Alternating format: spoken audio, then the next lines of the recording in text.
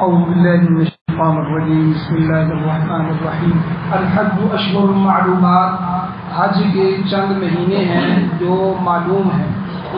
فمن فرض فیہن الحج، پس جس شخص نے حج کو لازم کر لیا ان مہینوں میں، فلا رفث، پس اب عورتوں کے ساتھ بے حجاب ہونا جائز نہیں ہے، ولا فسوق، اور نہ کسی قسم کی گناہ کی بات کرنا جائز ہے، ولا جدال فی الحج، اور نہ حج میں لڑائی جھگڑا کرنا جائز ہے۔ وما تفعلوا من خیر، اور جو کچھ تم نیکی میں سے کرو گے، یعلمہ اللہ، اللہ تعالیٰ اس کو جانتا ہے۔ وتزودوا، اور توشہ بنا لو، زاد راہ لے لو، فإن خیر الزاد التقوی، پس بے شک بہتر توشہ وہ تقوی ہے۔ واتقون یا اولی الالباب، مجھ سے ڈرو تم اے عقل مندو۔ لیس علیکم جناح، تمہارے اوپر کوئی گناہ نہیں ہے، ان تبتغوا، اس بات میں کہ تم تلاش کرو، فضلا من ربکم، اپنے رب کا فضل۔ سورہ بقرہ کی آیت نمبر 197 بیان ہوئی، کل بھی اس کا درس گزرا ہے۔ اللہ جل شانہ حج کے مسائل اور جہاد کے مسائل اور انفاق فی سبیل اللہ کے مسائل بیان فرما رہے ہیں۔ پیچھے گزر چکا ہے کہ حج کے دنوں میں جو آدمی محسر ہو، حج اور عمرہ کیسے کہتے ہیں، اس کی تعریف گزری۔ پھر للہ، اللہ کے لیے یہ کام کرو، اس کی تعریف گزری کہ ہر کام اللہ کے لیے ہونا چاہیے۔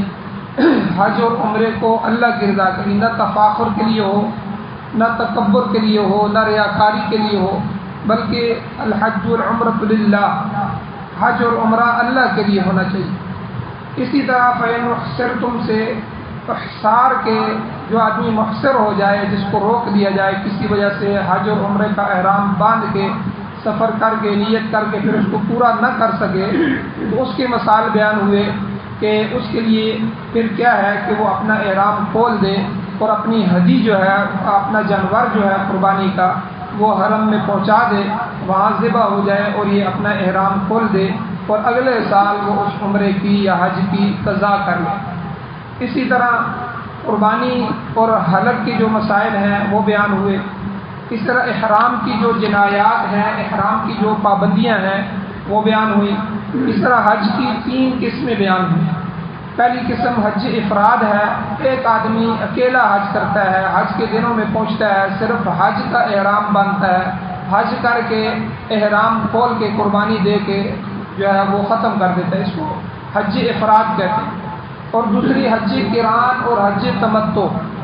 قران جو ہے یہ ملا کر حج اور عمرے دونوں کا احرام باندھا، اور جو ہے دونوں کے احرام کو پھر کھولے نہیں، عمرہ ادا کرنے کے بعد اسی احرام میں پابندیوں کو باقی رکھتے ہوئے باقی رہے، پھر جو ہے بعد میں حج کے دنوں میں اسی احرام میں حج کرے، اور پھر آخر میں جو ہے احرام کھولے۔ یہ چونکہ احرام لمبا ہو جاتا ہے تو حضور علیہ الصلوۃ والسلام نے حجۃ الوداع کے موقع پر یہی طریقہ اختیار کیا۔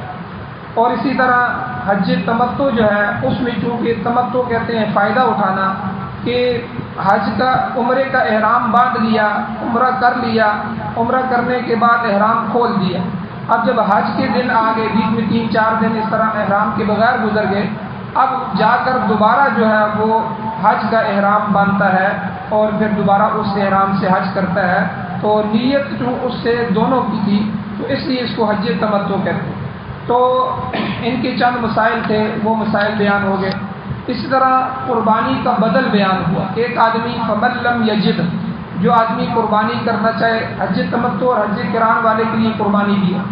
اب جب یہ قربانی کریں گے، ایک آدمی قربانی نہیں کر سکتا، تو اس کے لیے پھر 10 روزے ہیں، 3 روزے تو ایام فی الحج، فصیام 3 ایام فی الحج، حج کے دنوں میں ہے، وسبعۃ اذا رجعت، اور 7 روزے جب آدمی لوٹ جائے، حج مکمل ہو جائے اس کے بعد کرنے۔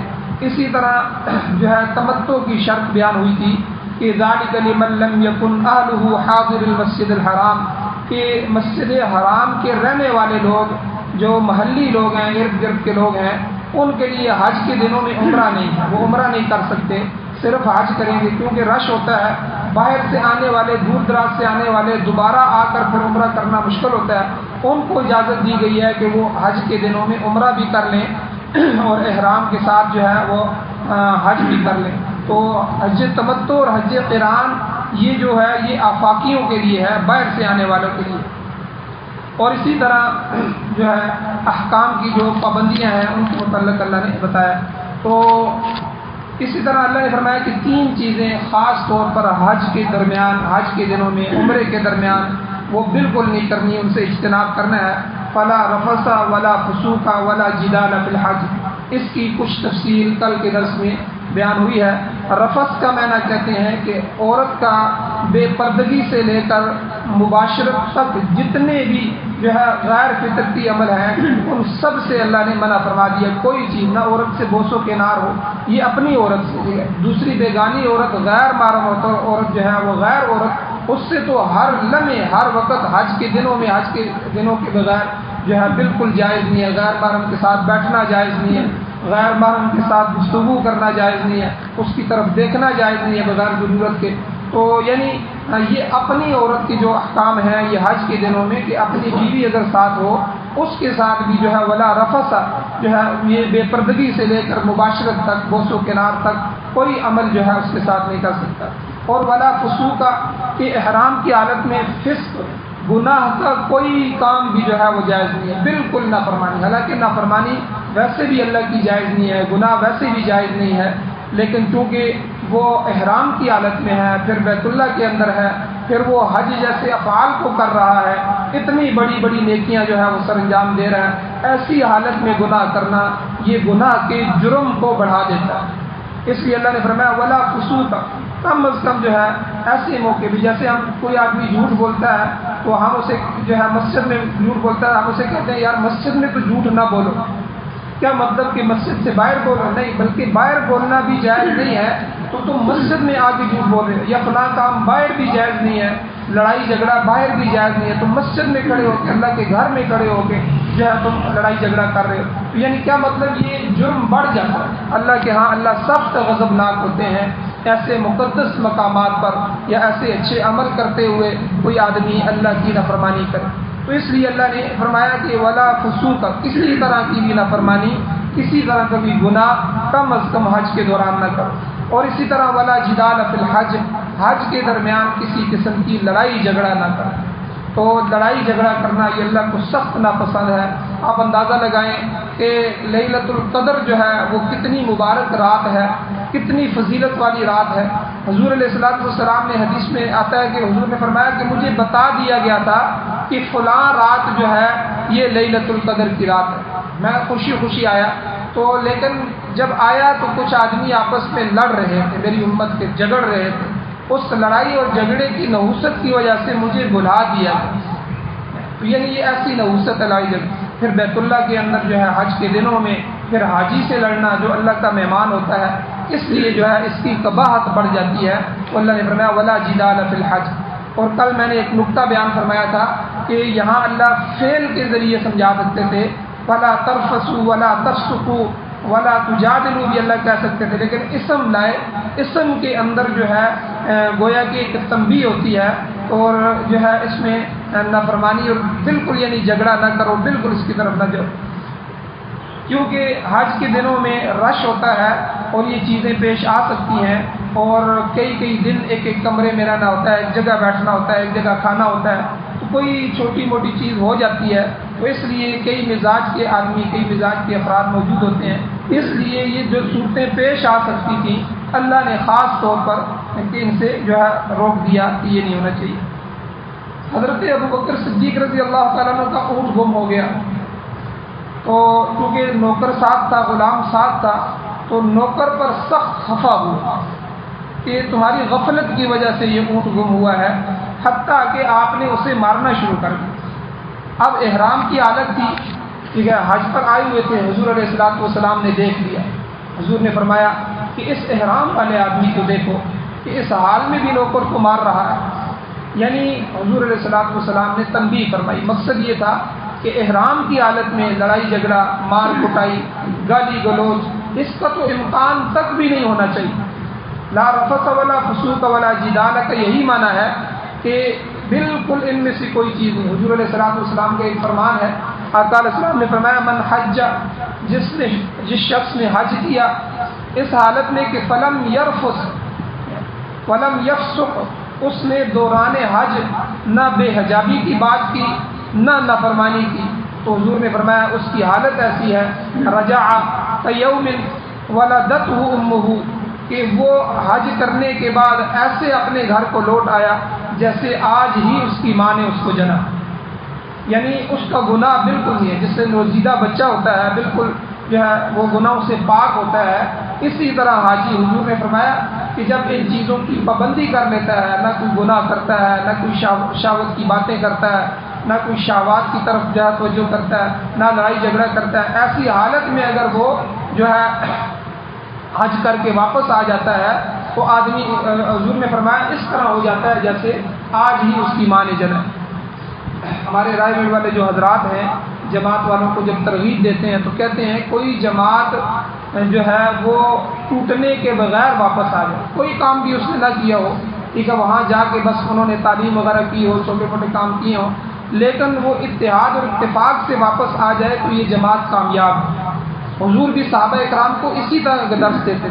آپ حج کرنے کے لیے جا رہے ہیں، اگر حج کرنے میں آپ گناہ کے بغیر واپس آ گئے، کوئی آپ کے سے کوئی گناہ نہیں ہو سکا، کوئی گالی گلوچ نہیں ہوئی، کوئی آپ سے شہوت کی باتیں نہیں ہوئی، جو ہے کیونکہ عورتیں اور مرد اکٹھے حج کرتے ہیں، ملے ہوتے ہیں، کوئی اس طرح کی شہوت کی باتیں، کوئی لڑائی جھگڑا نہیں ہوا، تو حضور نے فرمایا دیکھیں کوئی اس کے عمل کی بات نہیں کی کہ عمل تو حاجی سارے کرتے ہیں، ٹوٹا پوٹا کر لے گا، ہر بندہ اپنے جو ہے وہ سیکھے ہوئے حساب سے کرے گا. حضور نے اس طرف رغبت دلائی کہ وہ حاجی حج سے واپس اس حالت میں لوٹ آیا کہ اس سے یہ کام نہ ہوئے، تو حضور نے فرمایا کہ وہ ایسے لوٹا کہ جیسے اس کی ماں نے آج ہی جنا ہے. اللہ اس کو بالکل گناہوں سے پاک کر دیتے ہیں. تو اس لیے جو ہے ان بری باتوں سے بچنے والا حاجی گناہوں سے پاک ہو جاتا ہے. اسی حج کو حدیث میں حج مبرور کہا گیا. حضور علیہ السلام نے حج مبرور کی دعا بھی اللہ سے فرمائی، اللہم اجعلہ حجا مبرورا وذنبا مغفورا. اللہ کے نبی نے فرمایا اے اللہ میرے حج کو حج مبرور بنا دے اور میری غلطیوں کو معاف فرما دے. ایسا حج مجھے نصیب فرما جس میں نہ کوئی گناہ کی بات ہو، نہ ساتھیوں سے کوئی جھگڑا واقع ہو. شیخ سعدی رحمۃ اللہ علیہ اپنی کتاب گلستان کے اندر ایک واقعہ لکھتے ہیں کہ حاجیوں کا قافلہ ایک جا رہا تھا اور اس میں جو لوگ شامل تھے وہ آپس میں باتیں کر رہے تھے کہ ہم فلاں جگہ ٹھہرے اور ہم فلاں سے لڑے اور ہم خوب لڑے، ہم نے خوب لڑائی کی. گویا کہ وہ فسق پر داد دے رہے ہیں. فسق و فجور یعنی گناہ پر لڑائی جھگڑا گناہ ہے، اللہ کو سخت ناپسند ہے، گناہ ایک کبیرہ ہے، تو اس پر گویا کہ حج کے لیے جا رہے ہیں اور پھر جو ہے اس پر داد لے رہے ہیں. تو کسی شریف آدمی نے ان کو کہا کہ ازمن بگو حاجی مردم گزائے را حاجی کو نیستی شتر اس، یعنی فارسی کے اندر یعنی میری طرف سے آدمیوں کو کاٹنے والے حاجیوں سے یہ بات کہہ دو کہ تو حاجی بالکل نہیں ہو سکتا، البتہ تیرا یہ اونٹ حاجی ہے جس پر تو سوار ہے. یعنی کیا مطلب، تیرا اونٹ کسی کی غیبت نہیں کر رہا، کسی سے لڑائی نہیں کر رہا، تجھے حج پہ لے کے جا رہا ہے. جس طرح تو حج پہ جا رہا ہے تو حاجی نہیں ہے، ٹھیک ہے، تو گناہوں کی باتیں کر رہا ہے، تو اس پر داد لے رہا ہے، اس سے تو بہتر ہے تیرا اونٹ حج کر لے.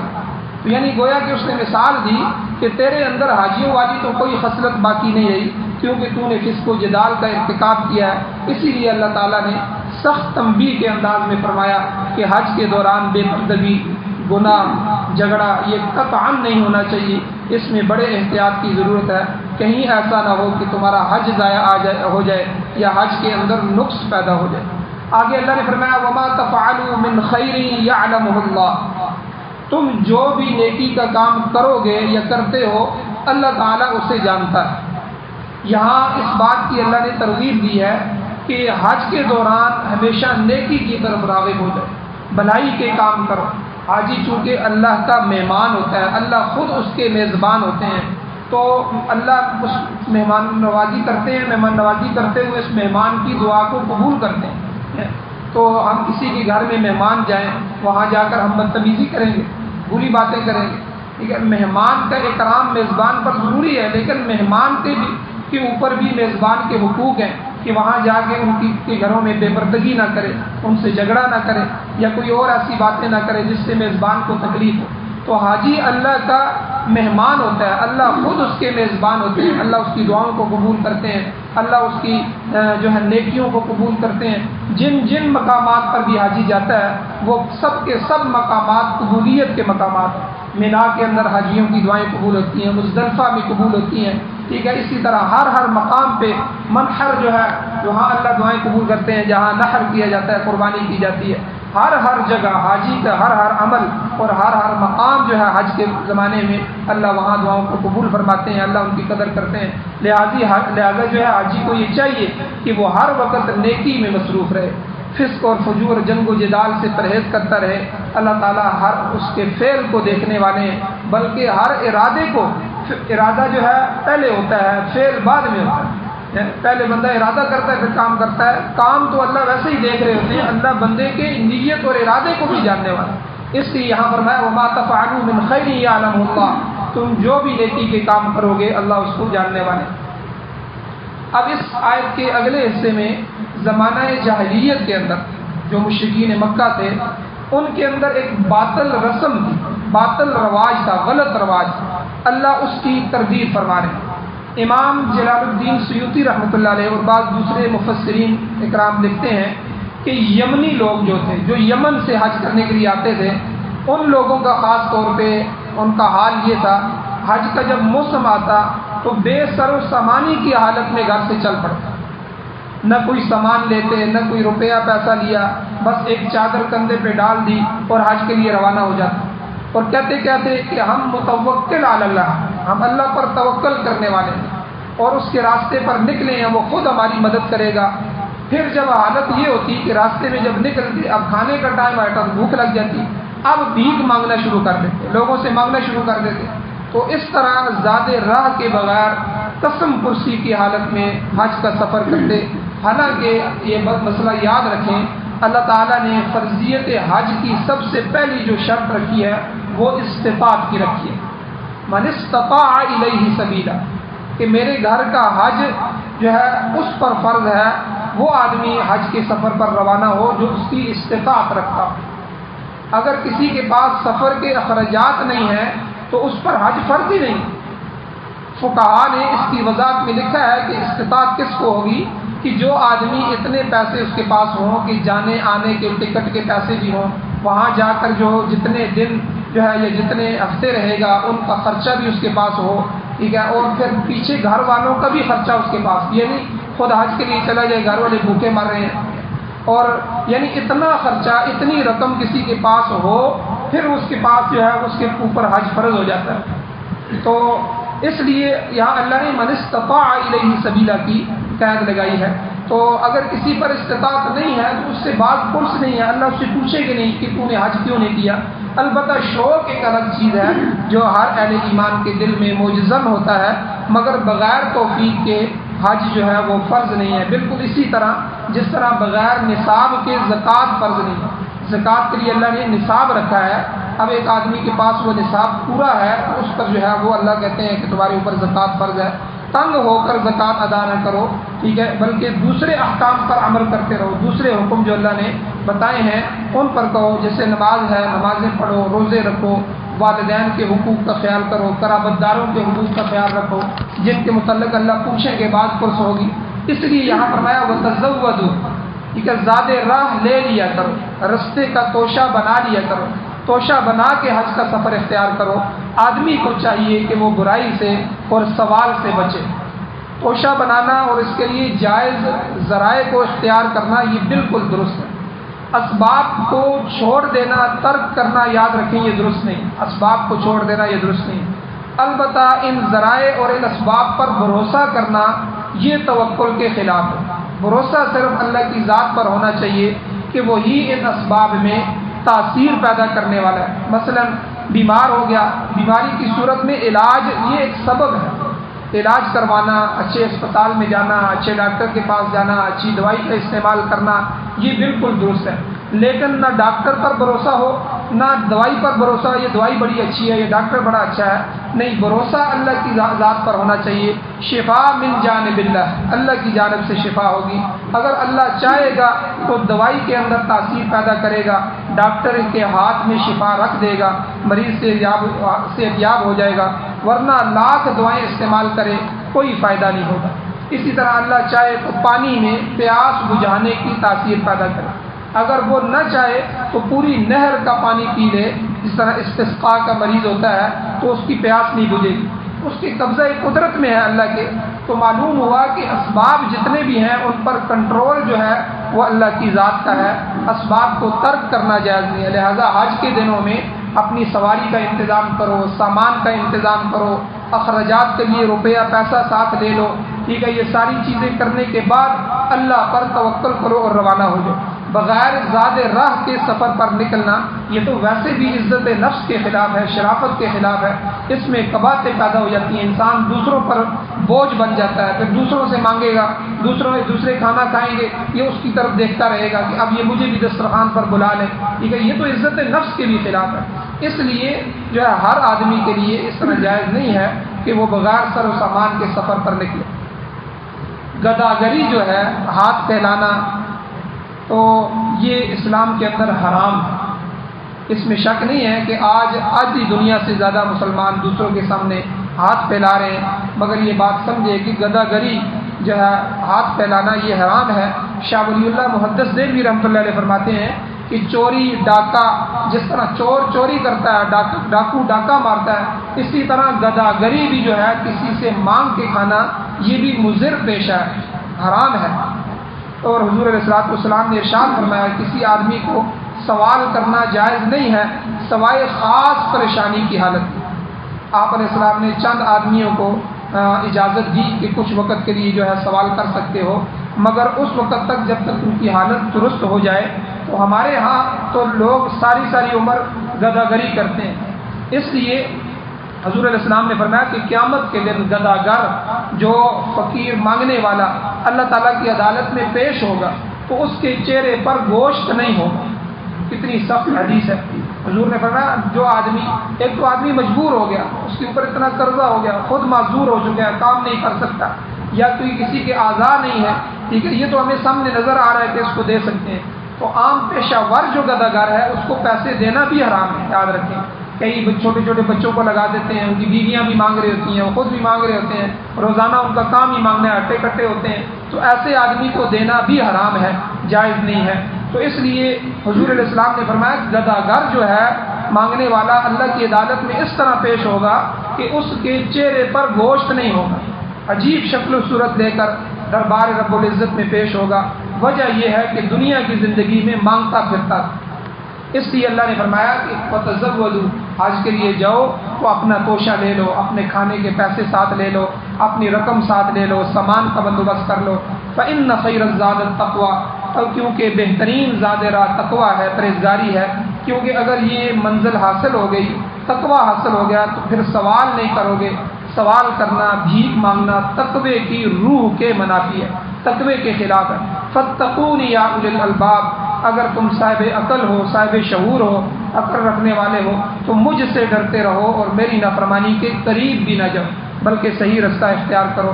پہلے گزر چکا ہے کہ اللہ نے فرمایا وَأْتُوا الْبُيُوتَ مِنْ أَبْوَابِهَا، اپنے گھروں میں دروازوں کی طرف سے داخل ہو، سیدھے راستے سے ہو۔ وہ لوگ یہ کرتے تھے کہ پیچھے سے آتے تھے، تو اس لیے ان تمام جاہلیت کے کاموں کی اللہ نے تردید فرمائی۔ آخری بات کہ زمانہ جاہلیت میں لوگ حج کے موقع پہ خرید و فروخت بھی کرتے تھے، قافلے آتے تھے تو اپنے علاقوں سے کوئی چیزیں، یمن سے آتے تو یمنی چادریں لے آتے، یمنی چادریں مکے میں نہیں ہوتی تھی، تو یمنی چادر بہت اعلیٰ قسم کی چادر ہوتی ہے۔ اسی طرح ہم جس طرح یہاں سے جائیں، یعنی اپنے علاقوں سے جاتے تھے تو جاہلیت کے زمانے میں تو چیزیں لے جاتے تھے، وہاں جا کر ان کو فروخت کرتے تھے، پھر حج کر لیتے، حج کے بعد وہاں سے چیزیں لے آتے اور جو ہے یہاں آ کے بیچ دیتے تھے، تو گویا کہ خرید و فروخت بھی کرتے تھے۔ جب اسلام کا دور آیا تو بعض مسلمانوں کو تردد پیدا ہوا، شک پیدا ہوا کہ تجارت کرنے سے ہماری عبادت میں فرق آ جائے گا، یعنی جو ہم حج کرنے کے لیے آئے ہیں، تو چنانچہ وہ لین دین سے اجتناب کرنے لگے۔ تو اس پر اللہ تعالیٰ نے یہ آیت اتاری، لیس علیکم جناح ان تبتغوا فضلا من ربکم، اس بات میں تم پر کوئی گناہ نہیں ہے کہ تم اپنے رب کا فضل تلاش کرو، یعنی تجارت اور لین دین کا تبادلہ یہ اللہ تعالیٰ کا فضل ہے کہ اس سے رزق حلال میسر آتا ہے۔ تو رزق کو بھی اللہ نے قرآن میں فضل کہا ہے، لہذا حج کے دوران خرید و فروخت جائز ہے، البتہ اس بات کا خیال رہے کہ حج پر روانہ ہوتے وقت نیت صرف حج کی، وہاں تجارت کی نیت ہے، ورنہ وہ سارا کام تجارت کے کھاتے میں چلا جائے گا۔ جب حج کے لیے جائے میں اللہ کے راستے میں جا رہا ہوں، حج کر رہا ہوں، وہاں جا کے ضرورت کی اشیاء خرید لے تو منع نہیں ہے، اگر نیت ہی خرید و فروخت کی ہو تو پھر ایسا کرنا جائز نہیں ہے۔ بعض لوگ جاتے ہی وہاں سامان خریدنے لگ جاتے ہیں، بعض سیر و تفریح کی غرض سے جاتے ہیں۔ بعض لوگوں کو سنا ہے کہ بھائی اس سال لندن نہیں جانا بلکہ حجاز کی سیر کر کے آتے ہیں، چلو عمرہ بھی ہو جائے گا، سیر سپاٹا بھی ہو جائے گا۔ یاد رکھیں یہ باطل نظریات ہیں۔ جب نیت ہی سامان خریدنے کی ہوگی، نیت ہی سونا خریدنے کی ہوگی، نیت ہی جو ہے کسٹم سے بچنے کی طرح طرح کے ہیلے بانے بنائیں گے، اسی طرح گناہ پر گناہ کے مرتکب ہوں گے، تو اگر جو ہے یہ نیتیں ہوں گی تو پھر جو ہے سارا ثواب ضائع ہو جائے گا۔ اس لیے نیت خالی حج کی ہونی چاہیے۔ وہاں جا کے اگر کوئی مجبوراً کسی چیز کو خرید و فروخت کر لیتا ہے تو البتہ اس کی اجازت ہے۔ اس ضمن میں قرآن پاک نے دو اصطلاحیں پیش کی ہیں، ایک اصطلاح رضوان کی ہے جس سے مراد امور آخرت کی طلب ہے، دوسری اصطلاح فضل ہے جس سے مقصود رزق حلال ہے۔ یہ دونوں چیزیں جائز ہیں، آدمی جو ہے آخرت کی طلب میں رہے اور جو ہے رزق حلال بھی کمائے تو اس میں کوئی حرج نہیں ہے۔ اللہ جل شانہ سے دعا ہے اللہ ہمیں عمل کی توفیق عطا فرمائے۔ آمین۔ الحمدللہ رب العالمین والعاقبۃ للمتقین والصلاۃ والسلام علی رسولہ النبی الامی الکریم۔ اللهم ربنا آتنا في الدنيا حسنة وفي الآخرة حسنة وقنا عذاب النار رب اغفر وارحم وأنت خير الراحمين۔ یا اللہ ہماری کمیوں کوتاہیوں کو معاف، یا اللہ درگزر فرمائی، صغیرہ کبیرہ گناہوں کو معاف فرمائی۔ یا اللہ جب تک زندگی ہو عزت والی، وقار والی، ایمان والی، خیر والی، یا اللہ خاتمہ بالخیر والی، اپنی فرمانبرداری والی زندگی نصیب فرما۔ جب بھی موت آئے تو سعادت والی، شہادت والی یا اللہ موت نصیب فرمائی۔ یا اللہ قرآن و سنت کو سننے، سمجھنے، اس پر عمل کرنے کی توفیق نصیب فرمائی۔ قرآن سے محبت نصیب فرمائی، قرآن و سنت کا غلبہ نصیب فرمائی۔ قرآن و سنت کو بطور آئین، بطور دستور، بطور ضابطۂ حیات ہمیں نصیب فرمائی۔ پوری دنیا کے باطل نظاموں کو ختم فرمائی، اپنے نظام کو پوری دنیا میں غالب فرمائی۔ یا اللہ ہماری جتنی بھی ضروریات ہیں، ہماری تمام جائز حاجات کو، ضروریات کو غیب کے خزانوں سے پورا فرمائی۔ صلی اللہ تعالیٰ علی خیر خلقہ محمد وآلہ وصحبہ اجمعین برحمتک یا